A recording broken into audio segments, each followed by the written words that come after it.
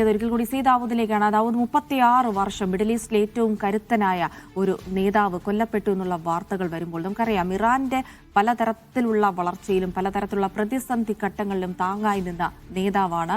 പലതരത്തിലുള്ള സംഭാവനകൾ അദ്ദേഹത്തിൻ്റെതായി ഓർമ്മിക്കപ്പെടുന്നുണ്ട്. അതിൽ ഖൊമൈനിയുടെ മരണശേഷം ഇസ്ലാമിക വിപ്ലവത്തിനൊരു സ്ഥിരത നൽകിയ ഒരു നേതാവ് എന്നുള്ളത്, അതിനപ്പുറത്തേക്ക് IRGC ഒക്കെ ശക്തിപ്പെടുത്തിയ നേതാവ്, അറിയാം ഒരു ആക്സിസ് ഓഫ് റെസിസ്റ്റൻസ് എന്ന് പറയുന്നത് ഹിസ്ബുള്ളയും ഹൂതിയും ഒക്കെ വെച്ചിട്ടുള്ള ഒരു സായുധ സംഘത്തിന് തന്നെ നേതൃത്വം നൽകിക്കൊണ്ട് അത്തരത്തിൽ ശാക്തീകരിച്ച IRGCയെ ശാക്തീകരിച്ചൊരു നേതാവ്, ഒപ്പം തന്നെ ഇറാന്റെ ആണവ പദ്ധതികളെ വിപുലപ്പെടുത്തിയ നേതാവ്, അങ്ങനെ ഒരുപാട് സംഭാവനകൾ നൽകിയ നേതാവ് കൂടിയാണ് ചരിത്രത്തിൽ നിന്ന് നാമാവശേഷമാകുന്നത്. എത്രത്തോളം വലിയ പ്രതിസന്ധി ഘട്ടത്തിലാണ് ഇറാൻ ഇപ്പോഴുള്ളത്? നമ്മൾ ആലോചിക്കുമ്പോൾ ഇറാന്റെ ആധുനിക ഇറാന്റെ ചരിത്രത്തിൽ ഏറ്റവും ശ്രദ്ധേയമായ രണ്ട് മുഖങ്ങൾ, അതിലൊന്ന് സ്വാഭാവികമായി ഇമാം ഖുമേനി ആണെങ്കിൽ രണ്ടാമത്തെ ആളാണ് ഇമാം അലി ഖാംനെയ് എന്ന് പറയുന്നത്. അദ്ദേഹത്തിൻ്റെ സ്ഥാനം ഞാൻ നേരത്തെ പറഞ്ഞു. അദ്ദേഹം ഇറാൻ എന്ന് പറയുന്ന രാഷ്ട്രത്തിൻ്റെ പരമോന്നത നേതാവ് ആണ് എന്നതിലുപരി എന്നതോടൊപ്പം തന്നെ വളരെ പ്രധാനമാണ്. ഷിയാക്കളെ സംബന്ധിച്ചിടത്തോളം അവരുടെ ഭാഷയിൽ പറഞ്ഞാൽ മർജിയെ തഖ്ലീദ് എന്ന് പറയും, സോഴ്സ് ഓഫ് റെഫറൻസ് എന്നുള്ള നിലക്കാണ് അവർ കാണുന്നത്. കാര്യങ്ങൾ അദ്ദേഹത്തിലേക്ക് മടക്കുക, അദ്ദേഹത്തിൻ്റെ നിലപാടുകൾ, അദ്ദേഹത്തിൽ നിന്നുള്ള ഫത്വകൾ, അദ്ദേഹത്തിൽ നിന്നുള്ള ആശീർവാദങ്ങൾ, അദ്ദേഹത്തിൻ്റെ നിർദ്ദേശങ്ങൾ, അതാണ് തങ്ങളുടെ ജീവിതത്തിൻ്റെ ദൈനംദിന ജീവിതത്തിൻ്റെ അടിസ്ഥാനമായിട്ടുള്ള റഫറൻസ് ആയിട്ടുള്ള കാര്യം എന്നുള്ള നിലക്കാണ് മർജിയെ തഖ്ലീദ് എന്നുള്ള സ്ഥാനത്താണ് അലി ഖാംനെയെ ഷിയാക്കൾ കാണുന്നത്. അപ്പം അത് എത്രത്തോളം പ്രാധാന്യമുണ്ട് എന്നുള്ളത് അതിൽ നിന്ന് നമുക്ക് മനസ്സിലാക്കാൻ പറ്റും. അപ്പം അദ്ദേഹത്തിൻ്റെ അദ്ദേഹം രക്തസാക്ഷിയായതായി ഇറാനിയൻ ടെലിവിഷൻ ഔദ്യോഗികമായിട്ട് അത് അറിയിക്കുമ്പോൾ Iranian national supreme council security കൗൺസിലിൻ്റെ പ്രസ്താവന അവർ വായിക്കുന്നുണ്ട്. ആ പ്രസ്താവനയിൽ പറയുന്ന ഒരു കാര്യം, നമ്മുടെ പ്രിയങ്കരനായിട്ടുള്ള നേതാവ് റഹ്ബർ അലി ഖാംനെയ് രക്തസാക്ഷിത്വത്തിന് മധു നുകർന്ന് സ്വർഗത്തിലേക്ക് ആരോഹണം ചെയ്തിരിക്കുന്നു.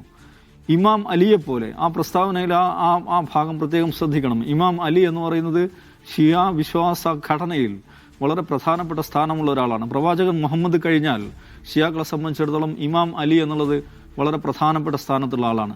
ഇമാം അലിയെപ്പോലെ ഒരു റമദാൻ മാസത്തിലാണ് നമ്മുടെ നേതാവ് റഹ്ബർ അലി ഖാംനെയ് രക്തസാക്ഷിത്വത്തിൻ്റെ മധു നുകർന്ന് സ്വർഗത്തിലേക്ക് ആരോഹണം ചെയ്തിരിക്കുന്നതെന്നാണ് ഇറാൻ നാഷണൽ സുപ്രീം സെക്യൂരിറ്റി കൗൺസിലിൻ്റെ പ്രസ്താവനയിൽ പറയുന്നത്. ആ വാക്കുകൾ അതെന്താണ് ഇൻവോക്ക് ചെയ്യുന്നത് ശ്രദ്ധിക്കണം. ഇമാം അലി എന്ന് പറയുന്ന ഏറ്റവും പ്രധാനപ്പെട്ട പ്രവാചകൻ അനുയായിയായിട്ടുള്ള നേതാവ് ഒരു റമദാൻ മാസത്തിൽ രക്തസാക്ഷിയാവുന്നു, കൊല്ലപ്പെടുന്നു. അതേ പാത പിന്തുടർന്ന് നമ്മുടെ നേതാവ് റഹ്ബർ അലി ഖാംനെയ് അതേ റമദാൻ മാസത്തിൽ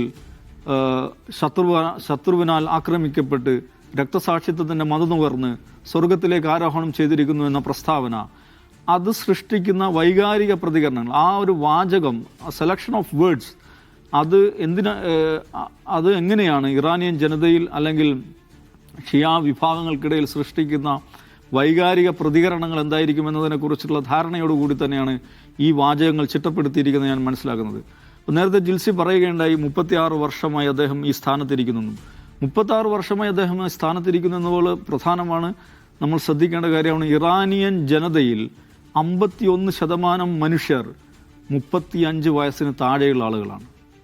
അപ്പോൾ ഇറാനിയൻ ജനതയിലെ 51% ജനങ്ങൾ അവർ കണ്ടിട്ടുള്ള, അവർ അനുഭവിച്ചിട്ടുള്ള, അവരുടെ ദൃശ്യത്തിലുള്ള, അവരുടെ ഭാവനയിലുള്ള ഒരേ ഒരു നേതാവാണ് അലി ഖാംനെയ് എന്ന് പറയുന്നത്. അപ്പോൾ ഒരു രാജ്യത്തിൻ്റെ ജനസമൂഹത്തിലെ 51% ജനങ്ങൾ കണ്ടിട്ടുള്ള ഒരേ ഒരു നേതാവ് എന്നുള്ളതാണ് ഇറാനിൽ അലി ഖാംനെയുടെ പ്രസക്തി എന്ന് പറയുന്നത്. ഒരു പക്ഷേ ലോകത്ത് മറ്റൊരു രാജ്യത്തും അങ്ങനെ അനുഭവം ഇന്നത്തെ അവസ്ഥയിൽ ഉണ്ടാവില്ല. ആ ജനതയുടെ 51% അനുഭവിച്ചിട്ടുള്ള ഒരേ ഒരു നേതാവ്.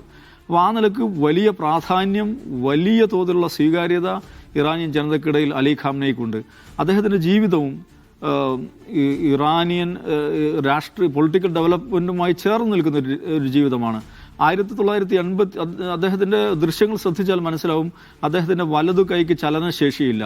1981 നടന്നിട്ടുള്ള ഒരു വധശ്രമം, മുജാഹിദീനെ ഖൽഖ് എന്ന പേരിൽ അറിയപ്പെടുന്ന ഇറാനിലെ ഒരു വിപ്ലവ ഇടതുപക്ഷ പ്രസ്ഥാനം, ഒരു മാർക്സിസ്റ്റ് ലെനിനിസ്റ്റ് സംഘടന നടത്തിയിട്ടുള്ള വധശ്രമത്തിൽ നിന്ന് അദ്ദേഹം രക്ഷപ്പെടുന്നുണ്ട് 1981. 1981 അദ്ദേഹം ഒരു പത്രസമ്മേളനം നടത്തിക്കൊണ്ടിരിക്കെ അവിടെ ഒരു ടേപ്പ് റെക്കോർഡർ പൊട്ടിത്തെറിച്ചാണ് അദ്ദേഹത്തിന് പരിക്കേൽക്കുന്നത്. അന്നു മുതലാണ് അദ്ദേഹത്തിൻ്റെ വലത് കൈയുടെ ചലനശേഷി നഷ്ടപ്പെടുന്നത്. എന്ന് പറഞ്ഞാൽ വധശ്രമത്തെ നേരത്തെയും അതിജീവിച്ചിട്ടുള്ള ഒരാളാണ്. ആധുനിക ഇറാൻ്റെ എല്ലാ കുതിപ്പും എല്ലാ കിതപ്പും അതിൽ പങ്കാളിയായിട്ടുള്ള, അത് നേരിട്ട് അനുഭവിച്ച, അതിൽ നേതൃസ്ഥാനത്ത് നിന്ന, ഇറാനെ സംബന്ധിച്ചിടത്തോളം ഏറ്റവും പ്രധാനപ്പെട്ട, അവരുടെ ഇറാനിയൻ ജീവിതത്തിൻ്റെ എല്ലാ അടരുകളിലും സ്വാധീനമുള്ള, അവരുടെ ഏറ്റവും സുപ്രീം പൊളിറ്റിക്കൽ ലീഡർ, അവരുടെ എക്സിക്യൂട്ടീവിൻ്റെ ലീഡർ, അവരുടെ ജുഡീഷ്യറി ലീഡർ, അവിടുത്തെ മിലിറ്ററിയുടെ ലീഡർ, എല്ലാ നിലക്കും സുപ്രീം ലീഡർ എന്ന വാക്കിനെ അന്വർത്ഥമാക്കുന്ന പദവി അലങ്കരിച്ച 36 വർഷമായി ആ പദവിയിലിരിക്കുന്ന ഏറ്റവും സ്വാധീനമുള്ള വ്യക്തിത്വം, ഇറാനിയൻ ജീവിതങ്ങൾക്കുമേൽ ഏറ്റവും സ്വാധീനമുള്ള വ്യക്തിത്വം, ലോകത്തെങ്ങുമുള്ള ഷിയാക്കൾക്കുമേൽ ഏറ്റവും സ്വാധീനമുള്ള വ്യക്തിത്വം എന്നുള്ള നിലക്ക് സമാനതകളില്ലാത്ത ഒരു നേതാവാണ് അലി ഖാംനയി. അദ്ദേഹം ഇല്ലാതായിരിക്കുന്നു എന്നുള്ളത് അതുകൊണ്ട് തന്നെ സമാനതകളില്ലാത്ത ശൂന്യത അല്ലെങ്കിൽ സമാനതകളില്ലാത്ത പ്രത്യാഘാതങ്ങൾ, ഇമ്പാക്റ്റുകൾ ഇറാനുമേൽ, ഷിയ ജനവിഭാഗങ്ങൾക്കുമേൽ ഉണ്ടാക്കുമെന്ന് തന്നെയാണ് നമ്മൾ പ്രതീക്ഷിക്കേണ്ടത്. തീർച്ചയായിട്ടും. അപ്പോൾ ഇനി അടുത്ത ചോദ്യം ഉയരുന്നത് ഇനി എന്ത് എന്നുള്ളതാണ്. ഖാംനയിക്ക് പകരക്കാരനാണ് ആര് എന്നുള്ള ചോദ്യം കൂടിയാണ്. ലാരിജാനിയുടെ പേരുകൾ ഒക്കെ പറഞ്ഞു കേൾക്കുന്നുണ്ടെങ്കിലും ഒരു തെരഞ്ഞെടുപ്പ് അത്തരം കാര്യങ്ങളിലേക്കൊന്നും നടക്കാനുള്ള ഒരു രാഷ്ട്രീയ സാമൂഹിക പരിതസ്ഥിതി ഇപ്പോൾ ഇറാനിൽ ഇല്ല എന്നുള്ളത് കൂടി വ്യക്തമാണ്.